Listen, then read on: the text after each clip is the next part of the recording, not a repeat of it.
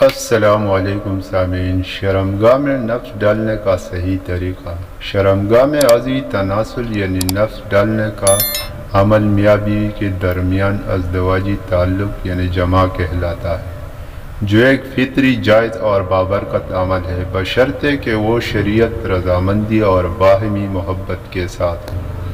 شرعی اور فطری طریقہ۔ نمبر 1، رضامندی۔ سب سے پہلے چیز دونوں میاں بیوی کی مکمل رضامندی ہے، زبردستی یا اذیت دینا جائز نہیں۔ نمبر 2، فور پلے۔ مباشرت سے پہلے ایک دوسرے کو گرم کرنے، نرمی اور جسمانی قربت بہت ضروری ہے۔ اسلام میں بھی اس کی ترغیب دی گئی ہے تاکہ عورت بھی ذہنی اور جسمانی طور پر مرد کا نفس لینے کے لیے تیار ہو۔ نمبر 3، صفائی۔ مباشرت سے پہلے اور بعد میں بھی مرد اور عورت دونوں کو صفائی کا خیال رکھنا چاہیے، یہ سنت ہے۔ نمبر 4، نفس کا دخول۔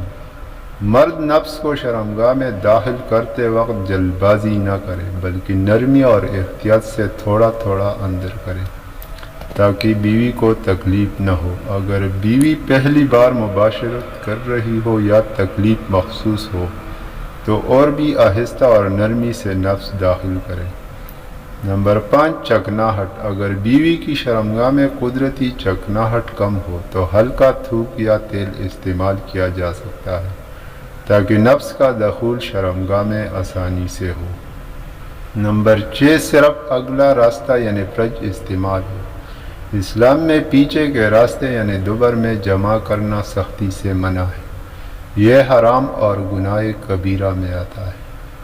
مزید اس طرح کی ویڈیو دیکھنے کے لیے ہمارے چینل کو سبسکرائب ضرور کریں۔ شکریہ۔